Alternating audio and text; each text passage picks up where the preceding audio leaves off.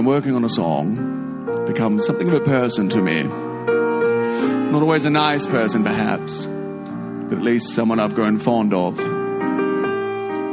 the minute it's exposed to an audience, it's no longer mine. From that moment, the song belongs to you. You. Day and night, why is it so that this longing for... Friends, the Recital Centre in Melbourne is being transformed into a cabaret venue, a cabaret club, featuring a trio of Australia's best cabaret talent. Michael Griffiths, my next guest, is performing tomorrow, the 2nd of July. He's an acclaimed cabaret performer and actor, and he's presenting Cole. And of course, it's the timeless songs of the wonderful Cole Porter. Michael played Bob Crewe for 4 years in The Jersey Boys. Fantastic production. That was a wonderful stage show. He has appeared in Priscilla of the Desert. And, look, there's many others, but I won't waste time. I want to talk to Michael about what's happening tomorrow. Michael's on the line right now. Michael, a very good afternoon to you. G'day, Leigh. How you doing? Doing very, very well. Thanks for joining us, Phil. Nice to be talking to you today, too. That's my pleasure. Yeah, you're a great fan, I would think, of Cole Porter. Look, I certainly am. I am more now than I was before the show. The show was kind of mentioned as a suggestion by a friend, and I hadn't sung his songs before. It was suggested a couple of years ago, and I thought, it looks like a worthwhile, something to explore. But this side of it, now that I've learnt the songs, I've been doing the show for a year now, I'm a huge fan. They're wonderful, wonderful songs. I was just saying to the guest before you, Gina Hogan, that these songs and even the songs of the 60s that I've just been talking about, they've got something to them. There's not only a melody, but you've got words that are believable. You can become part of those words, can't you?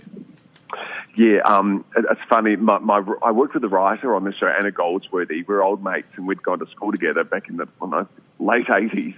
And she always describes them as champagne. She says Cole Porter's lyrics, they're all champagne. They sparkle and they pop, and they're intoxicating. And I think there's no better word than champagne to describe his songs. They're beautiful French champagne. They are. And you'll be doing a selection of those over an hour. It's the Lovely, I think, comes to mind there too. Night and Day I was just playing. I've Got You Under My Skin. There are so many of these. And Frank Sinatra did many versions of these too.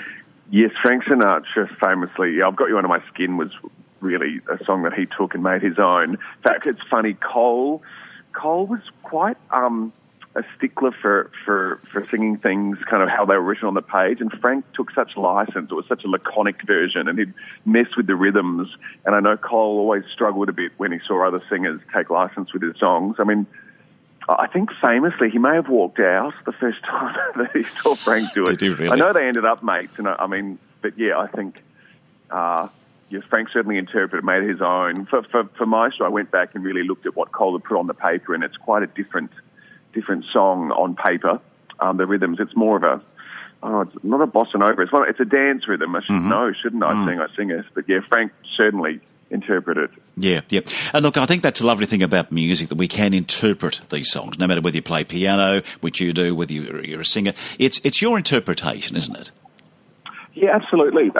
And I know with this show, it was very much about doing them justice. I've come from doing a few cabaret shows that kind of explored songs of the 1980s and songs that I grew up with.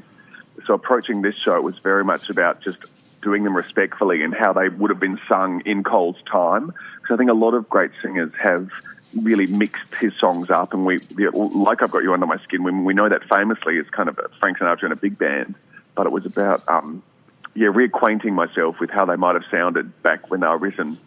Interesting, yeah. What was it like playing Bob Crewe in The Jersey Boys? I thought The Jersey Boys was just sensational. I saw it about 3 times. Oh, yeah. Look, it was a fantastic show, and it was a real privilege to be part of something that also audiences just loved it, and it was a kind of a music theatre show that had a broader appeal, because there's something, there's something not so masculine about a lot of music theatre. Things like Wicked and, Sound of Music and shows like that they're not so masculine. But I know with Jersey Boys, there was no sort of shame in an Aussie male coming along and having a great time, where you made it be a bit trickier getting them along to Wicked. But look, it was a beautifully written show. They're wonderful songs, and it was a treat. I never got tired of them. I still happily do that show again. Well, travelling 4 years with that, how on earth did you rest and relax after each performance? Look, it's your job. It's what you do. So, we're privileged to do what we love in that show. So, I mean, it's punishing work. We do 8 shows a week, and 4 years is certainly a long time. And I know at the end of it, I needed a little bit of a break from it.